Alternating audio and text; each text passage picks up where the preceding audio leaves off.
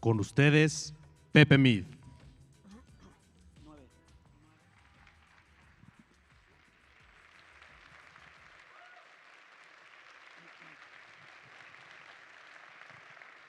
Muy buenos días y muchas gracias por darme este espacio para compartir con ustedes algunas reflexiones sobre la pobreza. La Ciudad de las Ideas tiene ya 8 años de estarse celebrando. Por 8 años le había yo pedido a Andrés Roemer que me invitara para ver la Ciudad de las Ideas. Me tomó 4 secretarías el que me diera gusto y que pudiera compartir con ustedes este espacio. Le había yo pedido que me invitara para escuchar y para aprender, y me pone sumamente nervioso que me ponga para hablar. Es muy difícil compartir y es muy difícil competir con murciélagos, con el bosón Higgs, con la tabla de elementos, y es muy preocupante darse cuenta que uno en física y en química se quedó con la tabla de elementos.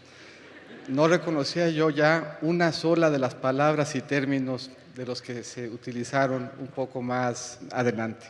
Estoy muy contento además de hacerlo en Puebla y de compartir el espacio con Rafael Moreno Valle, una gente a la que estimo y admiro mucho tiempo atrás. Somos generación, somos amigos, por mucho tiempo hemos sido servidores públicos y por mucho tiempo hemos trabajado juntos tratando de construir mejores espacios en cada una de las oportunidades que hemos tenido. Nos invita hoy Andrés a hablar sobre What's the Point. Y puede uno entender esto desde 2 puntos de vista. El primero de ellos es cuál es el propósito. ¿Cuál es el propósito de la política? ¿Cuál es el propósito de la vida del político, de la vida del ser humano? Diría Aristóteles que el propósito de la vida es ser feliz. Decía Lorena Ochoa lo importante que era el CADI. En el servicio público, el CADI es el coordinador de asesores. En mi caso, mi coordinador de asesores habla griego y habla latín. Y decía que la traducción de felicidad de Aristóteles no era la traducción correcta, que cuando Aristóteles hablaba de felicidad no se refería puntualmente a alegría, sino a satisfacción. Y por lo tanto, el objetivo último de la política debiera ser generar condiciones de satisfacción. Y eso tiene al centro de su reto el generar condiciones que permitan superar la pobreza. El otro planteamiento que hacía Andrés cuando nos convoca es What's the point? Y yo pongo aquí 2 puntos que son distintos el uno del otro, porque si pensamos que fueran gentes, uno estaría en pobreza y el otro no estaría en pobreza. ¿Qué los divide? ¿Qué divide estos 2 puntos? Los divide una línea. Si mi coordinador de asesores le pica para… Esa línea es la línea de la pobreza. Desde el punto de vista de política pública, hay pocas líneas que son tan importantes. Quien está por abajo de ellas es pobre, quien está por arriba de ellas deja de serlo. Eso le da a la línea una gran capacidad porque nos permite o nos obliga a definir política pública para que nadie esté por abajo y para que, por el contrario, la gente pueda estar por arriba. ¿Qué escogemos como línea de pobreza? ¿Y qué nos dice desde el punto de vista de política pública? Hay varias. Sergio Sarmiento escribió un artículo hace algunos días reflexionando sobre ellas y reflexionando sobre los resultados que habíamos tenido en materia de política pública en México. Una línea de pobreza, Banco Mundial, $1.25 por día. Resulta del promedio de las líneas de pobreza de los países más pobres del mundo. No parece satisfactorio. No parece satisfactorio ni en $1.25, ni parece decirnos mucho para construir política pública el utilizar el promedio de los 16 países más pobres. $1.90, dice el Banco Mundial hace algunos días, actualizando ese $1.25 y planteándolo como objetivo central de las metas hacia el 2030. No queremos en el mundo a nadie viviendo por abajo de $1.90 por día per cápita. Sigue sin decirnos mucho. Cuando vemos esa línea y entendemos ese umbral, no nos dice mucho de qué implica ser pobre y de cómo podemos combatirlo. ¿Cómo construimos nuestra línea de pobreza en México y qué nos sugiere en materia de política pública? Nos paramos a hacer una reflexión de qué tendría que estar consumiendo un mexicano todos los días. Tiene 2 vertientes. Tiene una vertiente alimentaria, muy cercana a una necesidad básica y tiene una vertiente no alimentaria. Esta definición empieza a ser más satisfactoria porque nos permite orientar y trazar desde alguna perspectiva política pública. Atrás de esa línea de pobreza hay dos elementos: hay ingresos y hay precios.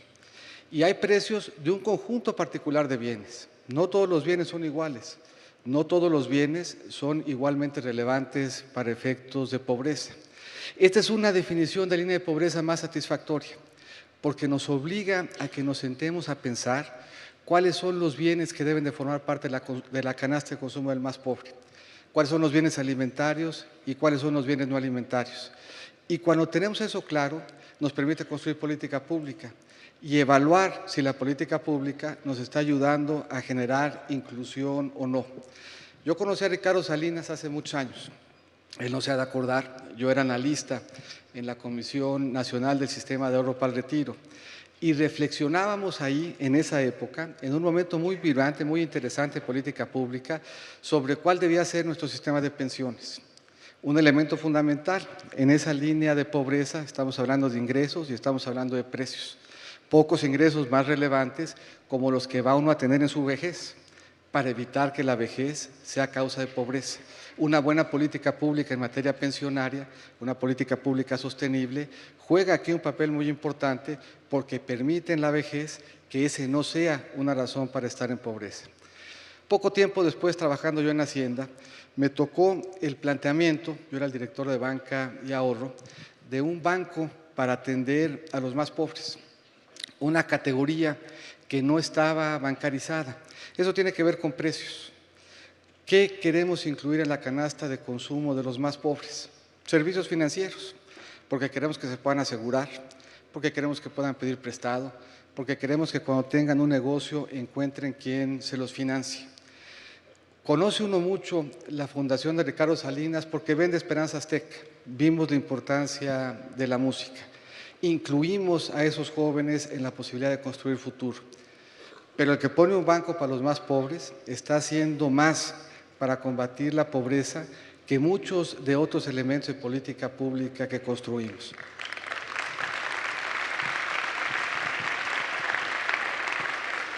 Porque atrás de esa línea de pobreza hay una reflexión de precios y de elementos que tienen que formar parte de nuestra canasta de consumo. La banca es uno de ellos, los seguros es uno de ellos, el crédito es uno de ellos, las pensiones es uno de ellos. Y si no nos preocupamos por una política pública que genere precios de acceso en esos satisfactores, estamos creando pobreza. Si nos concentramos en lo alimentario, ¿qué alimentos son importantes? Leche, pan, tortilla, carne, alimentos preparados fuera del hogar, huevo, jitomate, cebolla, chile. Si esos son alimentos que son importantes, requerimos una política pública que nos genere abasto suficiente y precios accesibles. ¿Qué está atrás de la primavera árabe? Atrás de la primavera árabe está un incremento brutal de precios de los alimentos. Si no cuidamos nuestra política pública en materia de alimentos, si no cuidamos nuestra política de almacenaje, nuestra política de construcción de mercados, nuestra política agropecuaria y no generamos acceso por la vía de precios a alimentos, estamos generando una sociedad que no es incluyente desde el punto de vista de servicios. Nótese el provecho que le he sacado a los 2 puntos y a la línea y le voy a seguir dando vueltas. Ingresos y precios. Supongamos que nos ponemos de acuerdo en cuál es la línea relevante, en cuáles son los bienes pertinentes para incluir atrás de esa línea y cuál es la política pública que debemos de construir para generar inclusión. 2 elementos adicionales. ¿Cómo mido los ingresos? ¿Cómo sé cuánto gana la gente? ¿Cómo sé en qué país vivimos desde el punto de vista de ingresos? Puedo voltear a ver entre el público e identificar quién gana 1,000 pesos, quién gana 2,000, quién gana 10,000. Lo que hacemos hoy en México es que vamos y les preguntamos. Y con base en esa encuesta, tratamos de inferir cómo es el país. ¿Qué pasa cuando vamos y le preguntamos a la gente? Pasan 2 cosas que son importantes para entender cómo somos. En la historia de las encuestas que hace el INEGI, Nadie nunca ha reportado ganar más de 2,5 millones de pesos al año. Eso quiere decir que si yo construyo el mapa del país sobre la base de la encuesta, debía de hacerlo asumiendo que nadie gana más de 2,5 millones de pesos en México. Esta encuesta truncada genera, por lo tanto, una visión diferente del país que tenemos. ¿Qué otra cosa pasa cuando le preguntamos a la gente cuánto gana? Pasan tres cosas. No pasa una sola por tres razones. Tienden a decirnos que ganan menos. Tienden a decirnos que ganan menos porque se preocupan de que les quitemos los programas de apoyo, porque se preocupan por Hacienda, porque se preocupan de su pareja y en cualquier caso, y por esas tres razones dicen que ganan menos. Pero con ese mapa de ingresos construimos nuestra política pública y caracterizamos a nuestro país. Es relevante en consecuencia que busquemos manera de reflejar de mejor manera y de reconocer de forma distinta cuáles son las características de nuestro país para saber si la política pública que estamos siguiendo de veras incluye, de veras empodera, de veras enriquece. Precios, porque también son relevantes y nos regresa a la reflexión de cuál es el papel que juega el empresariado. ¿Cuál es el conjunto de precios relevante? Agua, por ejemplo, que debiera estar en cualquiera de estas canastas. El precio del agua es de más o menos 6 pesos por metro cúbico, puesto en el hogar, agua entubada. ¿Ese es el precio relevante para entender la pobreza? Depende. Si va uno a Sinacantán, tierra de murciélagos, por cierto, eso quiere decir el nombre, el que no tiene agua en su casa tiene que pararse en la mañana, caminar al río, a un lago, acarrearlo en cubetas, regresar, calentarla para no solamente usarla para comer, sino calentarla incluso para lavar y dedicarle 2 horas al tiempo de lavado. ¿Cuál es el precio del agua que enfrenta entonces una familia pobre? No son los 6 pesos por metro cúbico que se enfrentan en el terreno urbano. Todo eso nos da de reflexión la línea que separa al pobre de quien no lo es y nos obliga a pensar si la política pública empodera e incluye o no. Ningún debate debiera ser más importante en México que lo que está atrás de esa línea. Debíamos de estar debatiendo todos los días cuáles son los bienes a los que todos y todas debíamos de tener acceso, cuáles son los precios a los que debíamos de tener acceso, cuál es la política pública que me lleva a generar mejores condiciones de acceso respecto de esa definición fundacional. Nos entretenemos muchas veces en debatir si es el dólar 25, si es el dólar 90, si son 55, si son 53, cuando de lo que debiéramos de preocuparnos es cuáles son los bienes, cuáles son los servicios, es el transporte público, es la telefonía, es la banca y la política pública que estoy siguiendo me ayuda a que el abasto y los precios sean los correctos o no.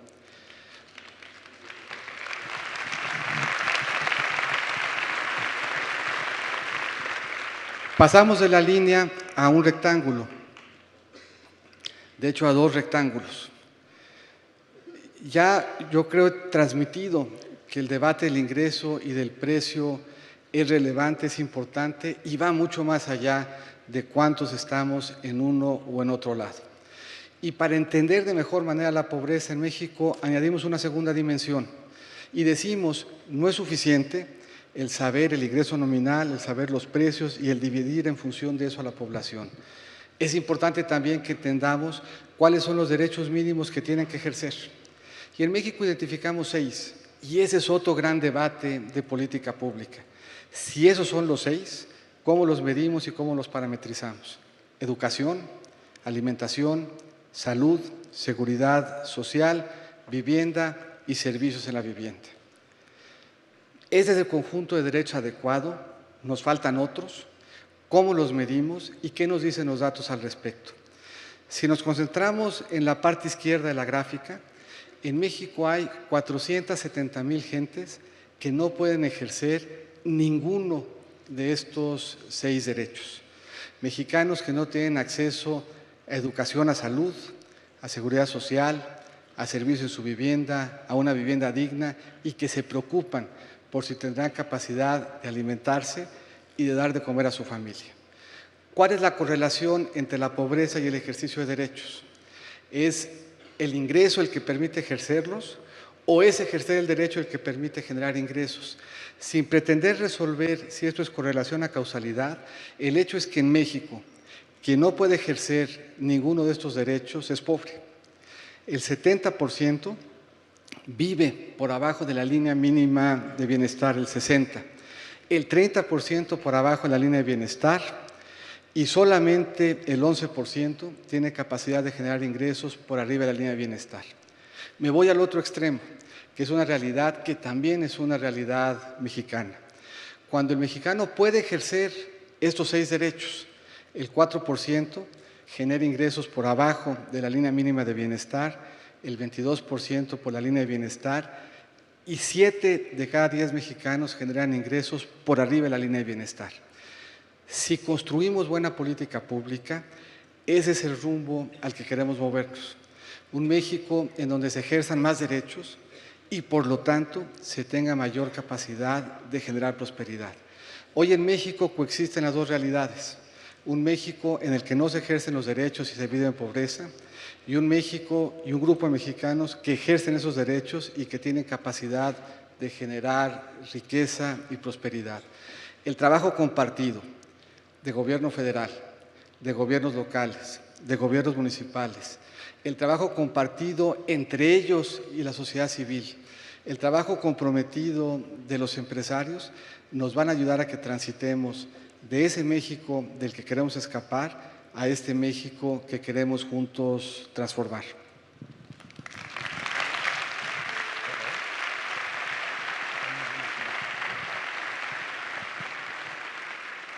Hago solamente una reflexión última que sirva de agradecimiento. Fue muy generoso Andrés Roemer cuando me presentó. Andrés Roemer fue mi maestro, me dio clases de economía y derecho, de análisis económico, de hecho del derecho. Fue de las primeras gentes en la generación que estudió 2 carreras, estudió igual que yo economía en el ITAM y derecho en la UNAM, y es uno de los mexicanos más renacentistas que yo conozco. Es un mexicano que ha publicado, y ha publicado desde el sexo hasta el agua, casi cualquier tema que le interesa y cualquier gama en medio, más de 14 libros publicados, ha escrito que yo conozca y montado por lo menos 2 obras de teatro, ha diseñado su propio juego de mesa y lo ha regalado de Navidad, y en los últimos 2 años y medio ha puesto en alto el nombre de México en San Francisco, y yo quiero públicamente agradecerle ese espacio de compromiso y de vocación. Si alguien merece un aplauso de pie como él nos invitaba, es Andrés Roemer. Muchas gracias por haberme invitado.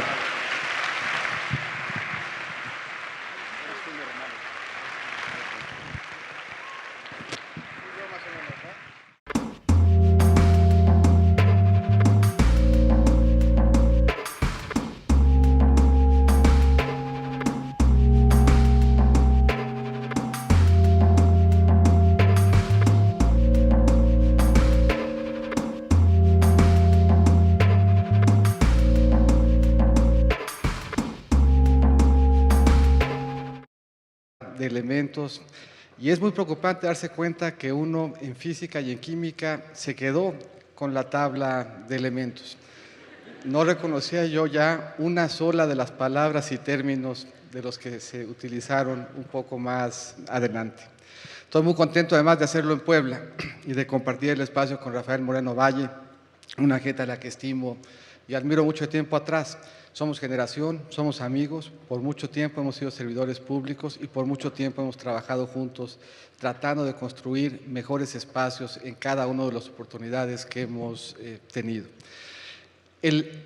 Nos invita hoy Andrés a hablar sobre What's the Point, y puede uno entender esto desde 2 puntos de vista. El primero de ellos es cuál es el propósito. ¿Cuál es el propósito de la política? ¿Cuál es el propósito de la vida del político, de la vida del ser humano? Diría Aristóteles que el propósito de la vida es ser feliz. Decía Lorena Ochoa lo importante que era el CADI. En el servicio público, el CADI es el coordinador de asesores. En mi caso, mi coordinador de asesores habla griego y habla latín. Y decía que la traducción de felicidad de Aristóteles no era la traducción correcta, que cuando Aristóteles hablaba de felicidad no se refería puntualmente a alegría, sino a satisfacción. y por lo tanto el objetivo último de la política debiera ser generar condiciones de satisfacción. Y eso tiene al centro de su reto el generar condiciones que permitan superar la pobreza. El otro planteamiento que hacía Andrés cuando nos convoca es "What's the point?". Y yo pongo aquí dos puntos que son distintos el uno del otro, porque si pensamos que fueran gentes, uno estaría en pobreza y el otro no estaría en pobreza. ¿Qué los divide? ¿Qué divide estos dos puntos? Los divide una línea. Si mi coordinador de asesores le pica para... Esa línea es la línea de la pobreza. Desde el punto de vista de política pública, hay pocas líneas que son tan importantes.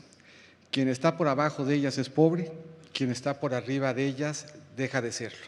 Eso le da a la línea una gran capacidad porque nos permite o nos obliga a definir política pública para que nadie esté por abajo y para que, por el contrario, la gente pueda estar por arriba. ¿Qué escogemos como línea de pobreza? ¿Y qué nos dice desde el punto de vista de política pública? Hay varias.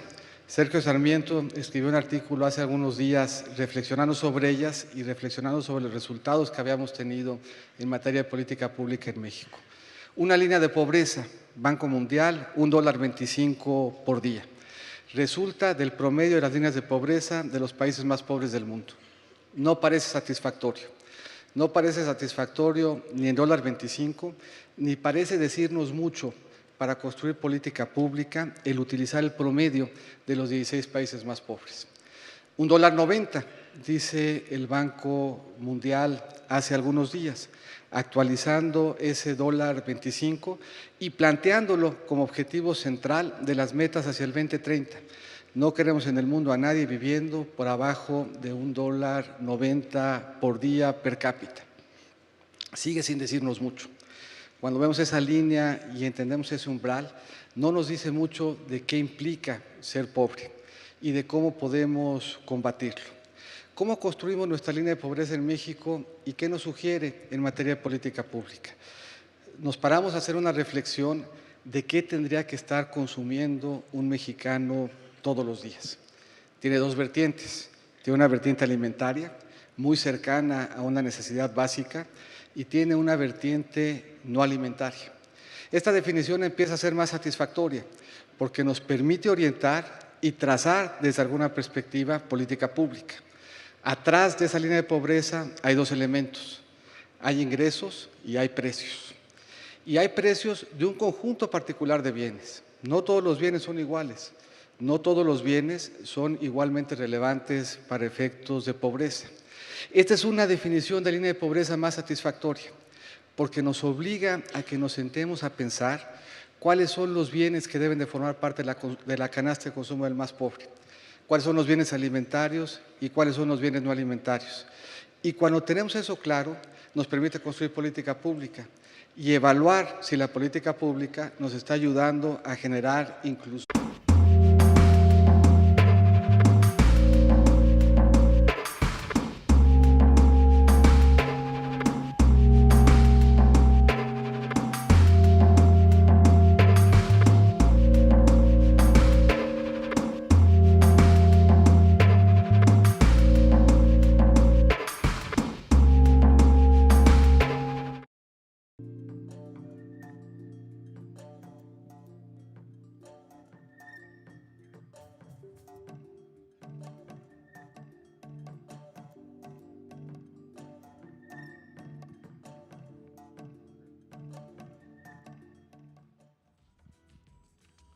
Con ustedes, Pepe Mid.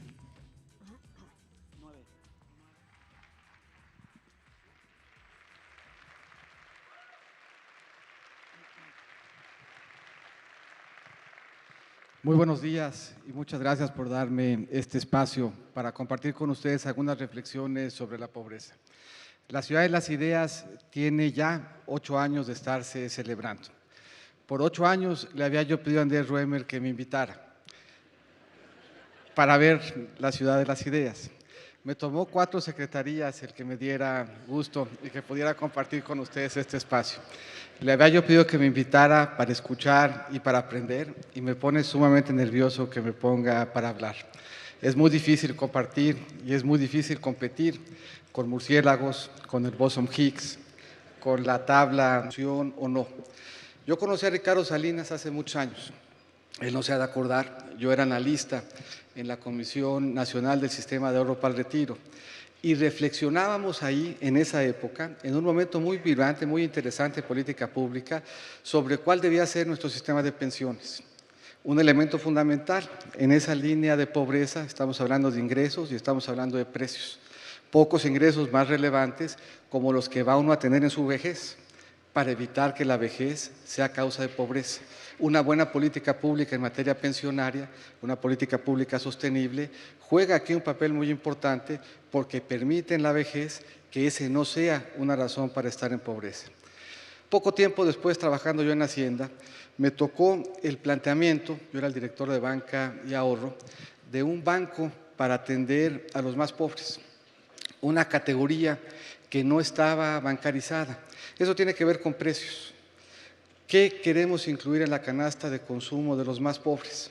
Servicios financieros, porque queremos que se puedan asegurar, porque queremos que puedan pedir prestado, porque queremos que cuando tengan un negocio encuentren quien se los financie. Conoce uno mucho la Fundación de Ricardo Salinas porque vende Esperanza Azteca. Vimos la importancia de la música. Incluimos a esos jóvenes en la posibilidad de construir futuro. Pero el que pone un banco para los más pobres está haciendo más para combatir la pobreza que muchos de otros elementos de política pública que construimos.